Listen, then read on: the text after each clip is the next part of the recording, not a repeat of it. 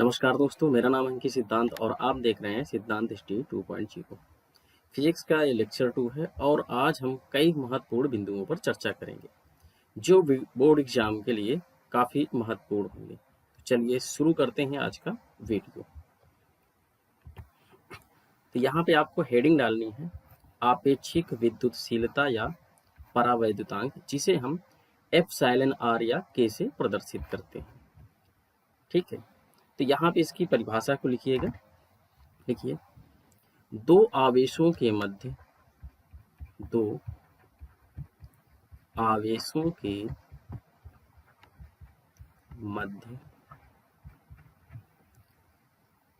माध्यम के संगत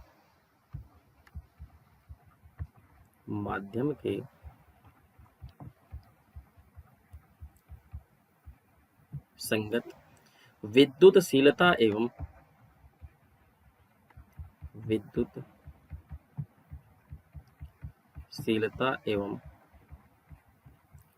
निर्वात के संगत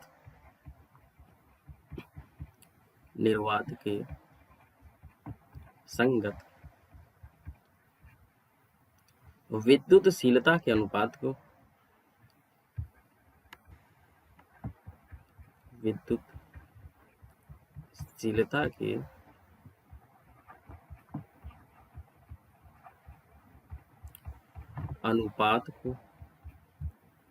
क्या कहते हैं? आपेक्षिक विद्युतशीलता।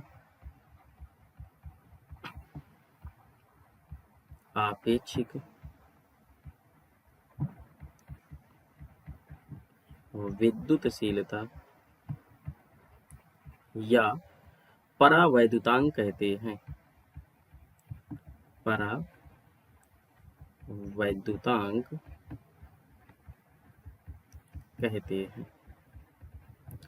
क्लियर इतने बातें? ठीक है, यानी कि एप्सिलॉन आर या फिर के बराबर होगा एप्सिलॉन अपान एप्सिलॉन नॉट। अब ध्यान समझिएगा, ये एप्सिलॉन क्या है? एप्सिलॉन है माध्यम के संगत विद्युतशीलता। क्या है भैया? माध्यम के संगत विद्युतशीलता।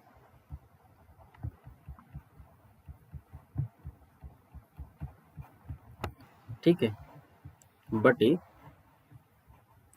नीचे वाले में क्या होगा? एप्सिलॉन नॉट का मतलब है निर्वात की संगत विद्युतशीलता। इसके संगत भैया? निर्वात के संगत विद्युतशीलता।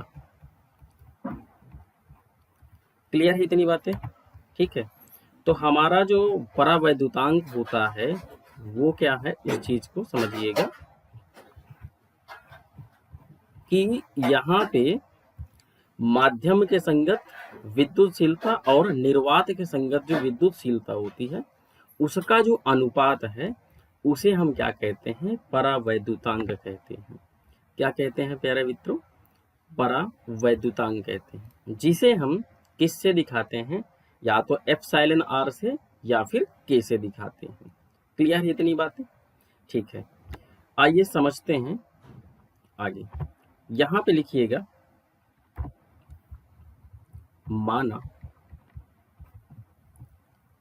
माना Q1 तथा Q2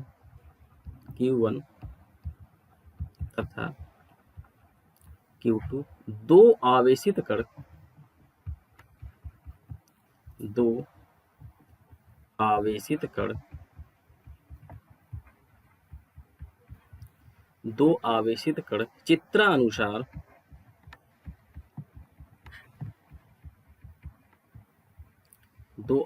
कण चित्रानुसार r दूरी पर उपस्थित हैं।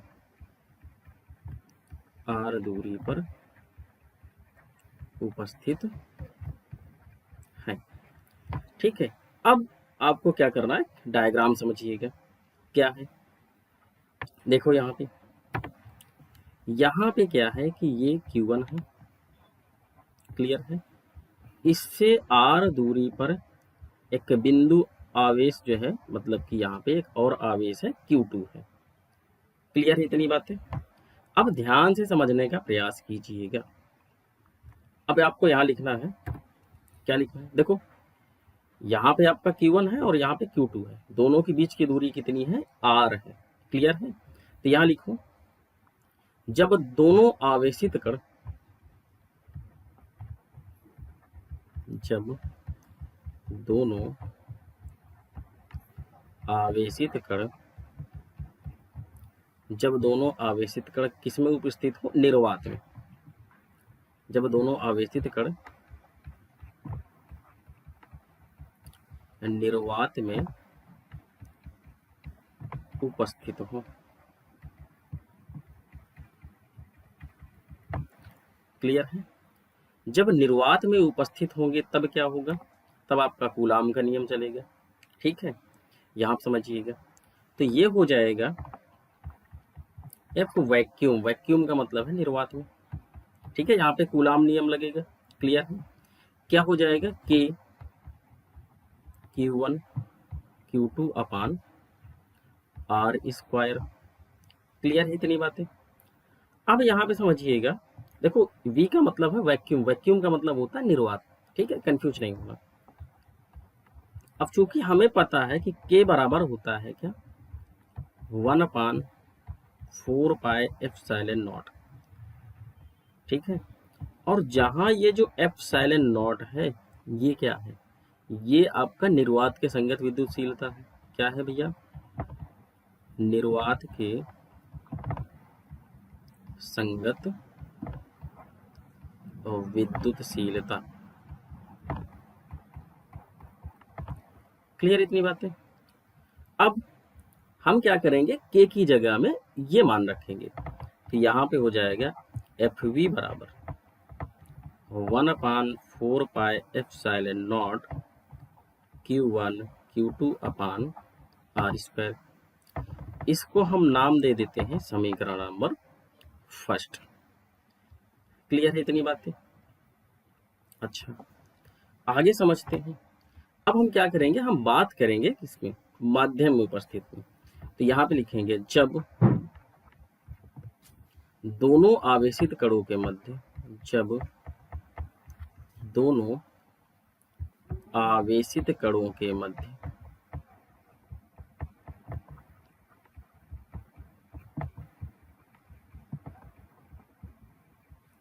जब दोनों आवेशित कणों के मध्य माध्यम उपस्थित हो। क्या उपस्थित हो भैया, माध्यम, कोई भी माध्यम हो सकता है, उपस्थित हो। ठीक है, तब क्या होगा, तब यहाँ पे होगा कूलाम के नियम से एफ एम, एम का मतलब है माध्यम यानी मीडिएट। ठीक है, तो यहाँ पे हो जाएगा के Q1 Q2 अपान R स्क्वायर। इतनी बातें क्लियर है? अब ध्यान समझिएगा, यहाँ पे हम क्या लेंगे, के की जगह 1/4 पाई एप्सिलॉन। ध्यान रखिएगा, एप्सिलॉन नॉट नहीं लेना है। एप्सिलॉन क्या है, एप्सिलॉन क्या है, ये आपका माध्यम में उपस्थित विद्युतशीलता है, या माध्यम के संगत विद्युतशीलता। माध्यम के संगत विद्युतशीलता। क्लियर है? अब यहाँ पे हो जाएगा एफ एम बराबर 1/4 पाई एप्सिलॉन और Q1 Q2 अपान का R स्क्वायर। इसको नाम दे दीजिएगा समीकरण नंबर 6। क्लियर है इतनी बातें? अब हम क्या करेंगे, समीकरण फर्स्ट में सेकंड का भाग करा देते हैं। तो यहाँ पे लिखेंगे समीकरण फर्स्ट व सेकंड से। ठीक है, तो यहाँ पे हो जाएगा भैया एफ वी बराबर एफ एम।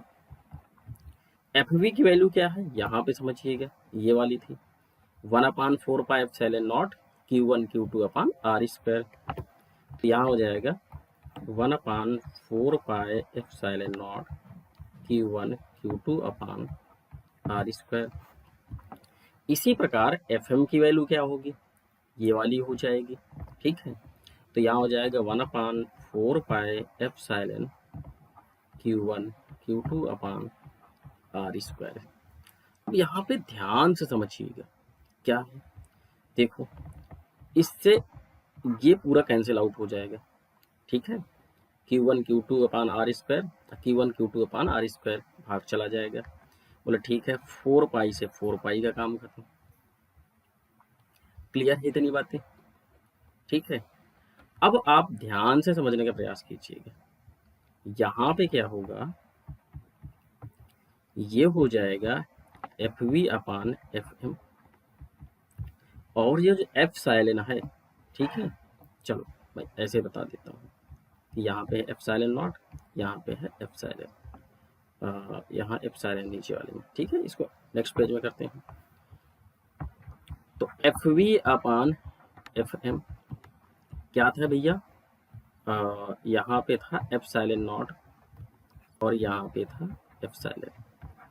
तो FV अपान FM बराबर हो जाएगा, देखो ये क्या हो जाएगा, एप्सिलॉन नॉट गुणे एप्सिलॉन अपान 1। तो FV अपान FM बराबर हो जाएगा epsilon upon epsilon not. Clear है इतनी बातें, ठीक है। अब एक चीज यहाँ पे समझने का प्रयास कीजिएगा क्या समझना है, चूंकि एप्सिलॉन अपान एप्सिलॉन नॉट जो है वो एप्सिलॉन R या K के बराबर होता है, ठीक है। इतनी बातें क्लियर है आपको, ठीक। तो हम क्या लिख सकते हैं कि FV अपान FM बराबर एप्सिलॉन अपान एप्सिलॉन नॉट, और इसी को लिख सकते हैं एप्सिलॉन R इंटू के या की, ठीक है। क्या ये बात क्लियर है, ठीक है, यहाँ तक हो गया। अब एक चीज यहाँ पे समझने का प्रयास कीजिएगा, क्या समझना है, यहाँ पे देखिएगा, वो आपको समझना है कि जो एप्सिलॉन R है वो 1 से बड़ा होता है, क्या होता है, 1 से बड़ा होता है। तो ध्यान समझो, यहाँ पे देखो, ठीक है, तो क्या हो जाएगा, epsilon is epsilon not. Clear इतनी बातें, ठीक है। इसलिए FV अपान FM जो होगा वो 1 से क्या होगा, बड़ा होगा, ठीक है। कंफ्यूज तो नहीं हुए हैं, यहाँ पे 1 रख लेना है, जैसे मैं इसको यहाँ समझा रहा हूँ, ठीक है। देखो एप्सिलॉन अपान एप्सिलॉन नॉट, और यहाँ पे क्या है कि जो एप्सिलॉन R की वैल्यू है वो 1 से ज्यादा है, ठीक है। तो ये 1 से ज्यादा है, ठीक है। किसकी वैल्यू, एप्सिलॉन R की, किसकी वैल्यू भैया, एप्सिलॉन R की, ठीक है। तो इसका मतलब क्या है, समझिएगा, ये 1 से ज्यादा है, 1 से ज्यादा है, ठीक है। तो यहाँ हम तुलना करा देंगे, क्या करा देंगे, तुलना करा देंगे। तो तुलना कराएंगे, यहाँ मान के चलिएगा कि ये इस तरीके से है, ठीक है। तो एप्सिलॉन नॉट को उधर भेज देंगे। तो यहाँ आप समझो, epsilon is greater than epsilon not, यानी एप्सिलॉन नॉट से क्या होगा, एप्सिलॉन वैल्यू की वैल्यू क्या होगी, बड़ी होगी। इसी टाइप से ये हो जाएगा, यानी कि अगर हम बात करें तो FV जो होगा वो क्या होगा, FM से बड़ा होगा। क्लियर है। अगली बात समझने का प्रयास कीजिएगा कि जो आपका एप्सिलॉन R है, क्या है भैया,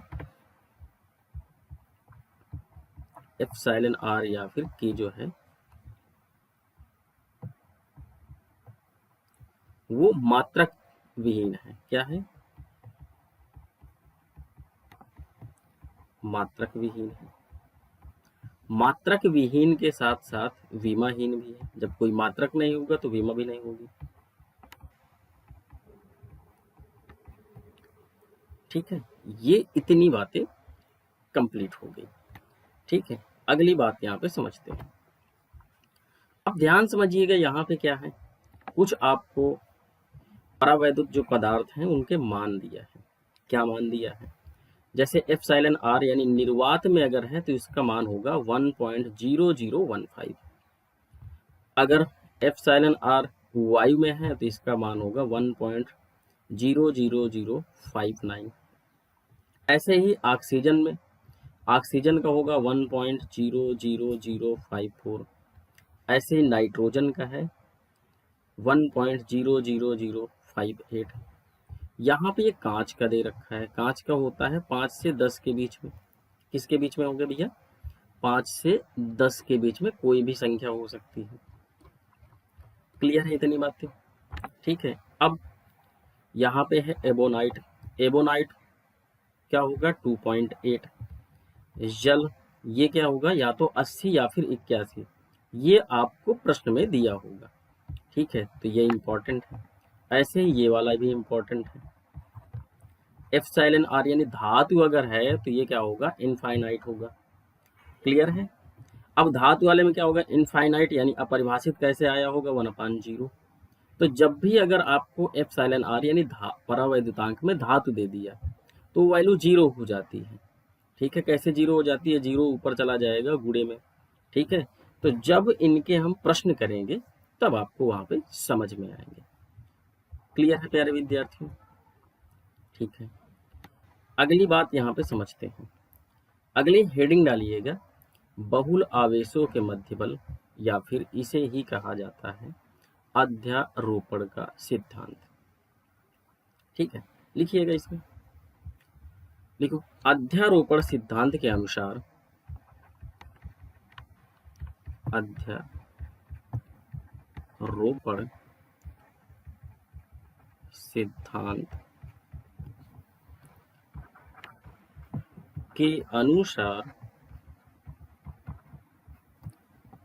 के अनुसार किसी परीक्षण आवेश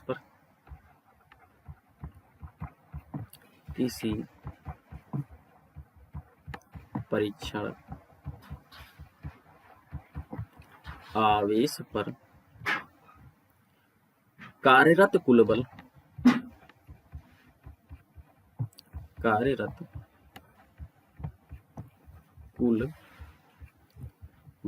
भिन्न भिन्न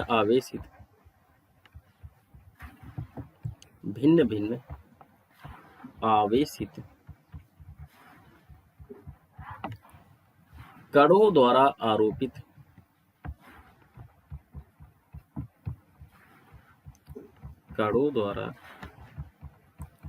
आरोपित बलों के सदिश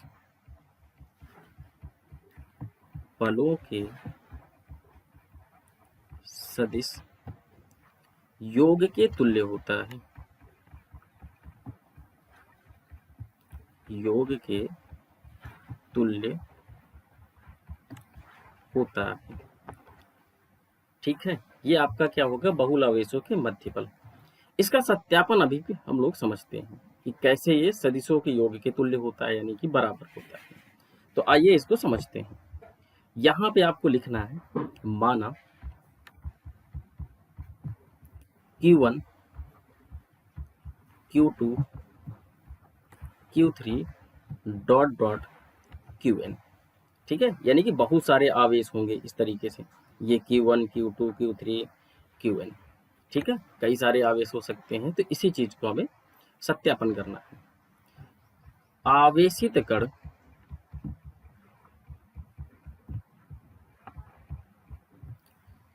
कण परीक्षण आवेश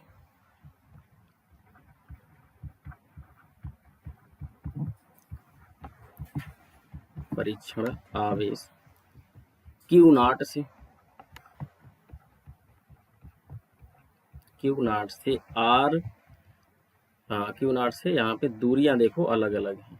देखो यहाँ पे Q0 है, इनसे ये R1 है, Q1 R1।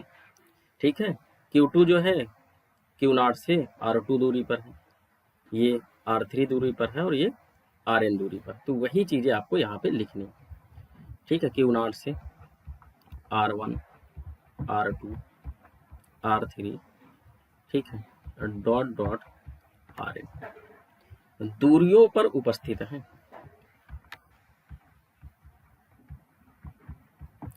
दूरियों पर उपस्थित है। ठीक है, अब ध्यान से समझने का प्रयास कीजिएगा। यहाँ पे क्या है कि हमने मान लिया कि जो Q1 है, Q2 है, Q3 है और डॉट डॉट Qn, मतलब कई सारे आवेश हो सकते हैं। ठीक है, तो वो क्या है, आवेशित कण है। परीक्षण आवेश यहाँ पे ये जो Q0 रखा हुआ है, Q0 क्या है, ये परीक्षण आवेश है। इससे Q1 की दूरी है R1, Q2 की दूरी है R2 और Q3 की दूरी है R3 और Qn की दूरी है Rn। ठीक है, अब देखो समझिएगा, यहाँ पे ये जो vector R1, vector R2, vector R3, vector Rn दिखाए गए हैं, ये आपका सदिश दिखाया गया है। क्या दिखाया गया है प्यारे बच्चों, सदिश दिखाया गया है। ठीक है, सदिश का मतलब है दिशा दिखाई गई है। अब देखो ये Q1 है, ये बल इधर लगा रहा है, फोर्स इधर लगा रहा है इस साइड में। Q2 जो है Q0 पर बल कहाँ पे लगा रहा है, ये वाला बल है। Q3 जो है Q0 पर यहाँ पे बल लगा रहा है, इस साइड में बल लगा रहा है। ऐसे ही Q1 जो है Rn पर Rn दूरी से Q0 पर कहाँ पे बल लगा रहा है, इस टाइप से दूरी बल लगा रहा है। तो ये जो है, ये आपका दिशा दिखाया जाता है, नहीं सदिश दिखाया जाता है। क्लियर है इतनी बातें? ठीक है, अब यहाँ पे लिखिएगा, लिखो, अतः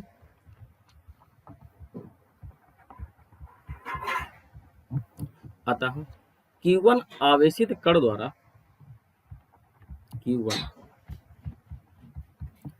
आवेशित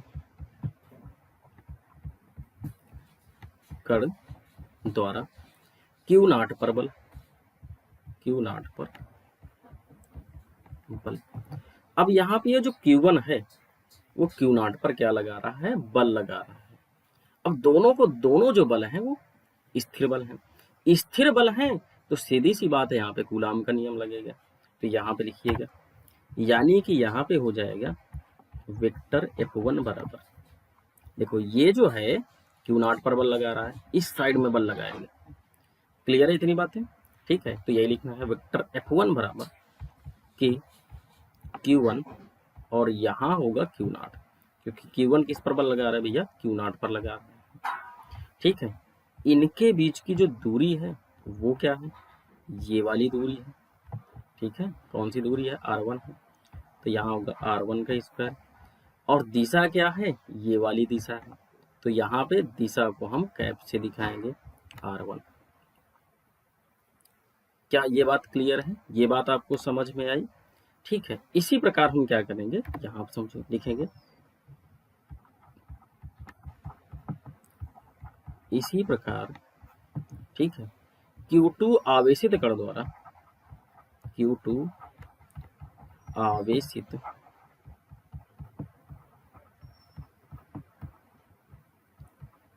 कण द्वारा Q0 पर बल, ऐसे क्या होगा, ये जो Q2 है Q0 पर बल लगाएगा।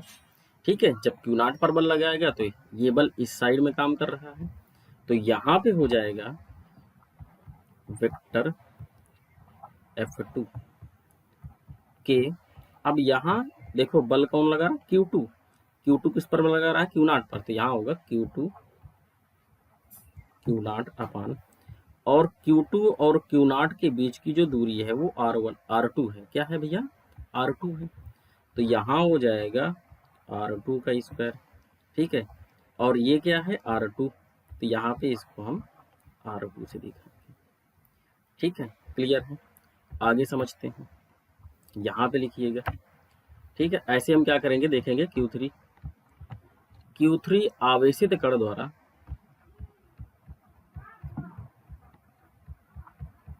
आवेशित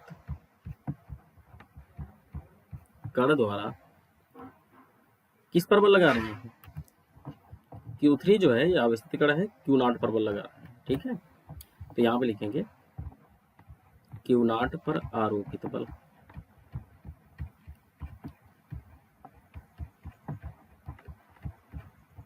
ठीक है। जब ये बल लगाएगा, ठीक है, तो Q3 Q0 पर बल लगा रहा है, इसका जो दिशा है वो इस साइड में बल लग रहा है, समझ पा रहे हो? ठीक है, तो यहाँ लिखेंगे, यहाँ पे देखिएगा, यहाँ पे हो जाएगा वेक्टर F3 बराबर के, अब यहाँ होगा Q3, क्या होगा Q3 Q0 अपान R3 का स्क्वायर और कैप में R3। ठीक है, क्या ये बात क्लियर है? ये वाला बल Q0 पर लग रहा है। ठीक है, ये बात आपको समझ में आई है? ठीक है, अब देखो इसी टाइप से बहुत सारे क्या हो सकते हैं, आवेशित हो सकते हैं। तो यहाँ पे हम लिखेंगे वेक्टर Fn, तो ये होगा K Q3, Q3 की जगह में क्या करेंगे, यहाँ पे Qn और Q0 अपान का, यहाँ हो जाएगा Rn का स्क्वायर और Rn। क्या ये बात आपको क्लियर है? ठीक है, अब ध्यान समझिएगा। अब क्या करेंगे, यहाँ पे लिखिएगा, लिखो अतः अध्यारोपण सिद्धांत से, अध्यारोपण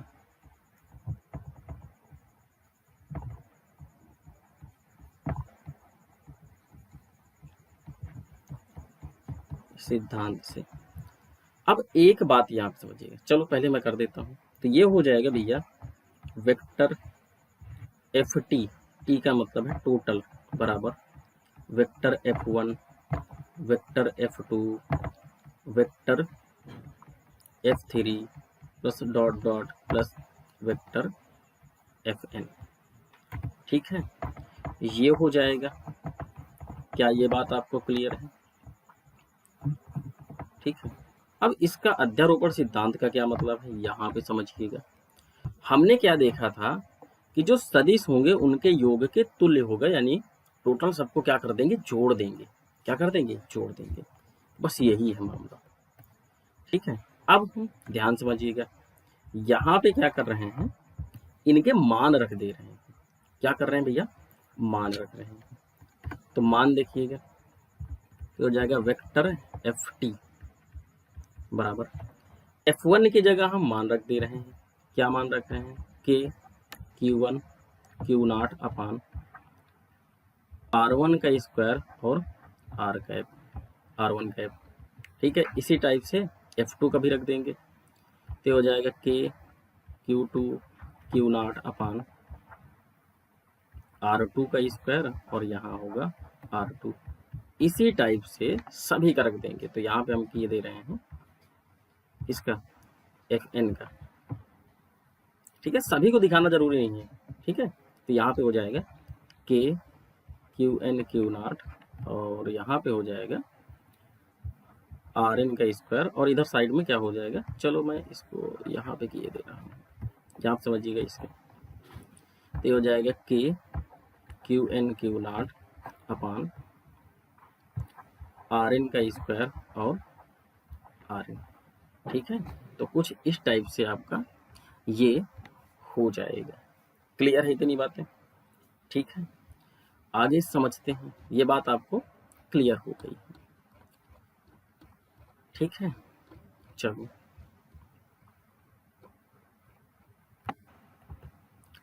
अगली हेडिंग डालिएगा, विद्युत क्षेत्र की तीव्रता, या फिर इसी को क्या कहते हैं, क्या कहते हैं भैया, विद्युत सामर्थ्य, जिसे हम ई से दिखाते हैं। ठीक है, तो लिखिएगा यहाँ पे, लिखो किसी इकाई परीक्षण आवेश पर, इकाई परीक्षण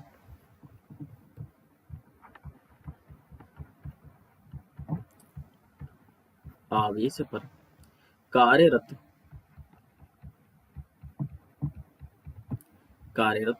स्थिर वैद्युत बल, कार्यरत स्थिर वैद्युत बल विद्युत क्षेत्र की तीव्रता की, विद्युत क्षेत्र की तीव्रता के तुल्य होता है,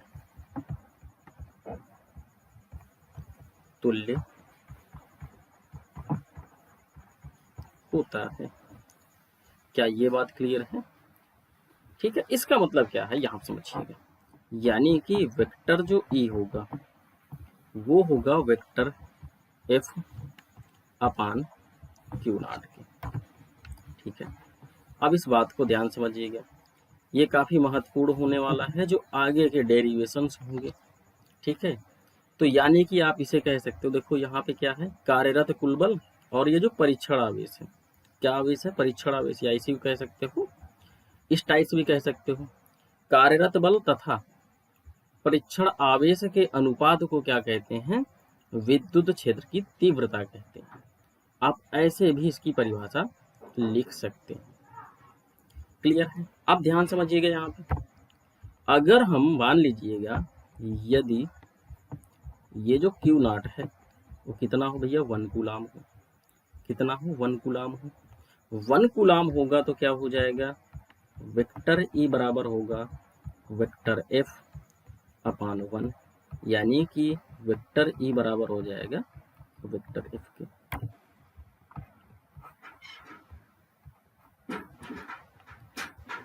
क्लियर है? ठीक है, अगली बात यहाँ पे समझते हैं हम।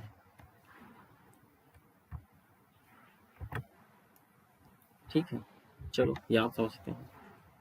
यहाँ पे देखिएगा, लिखिएगा, जो वेक्टर ई है वो एक सदिश राशि है। क्या है, वेक्टर ई एक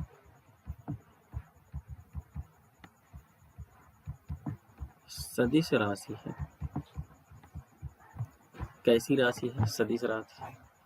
अगर हम बात करें किसकी, वेक्टर ई की, यानी ई के मात्रक की,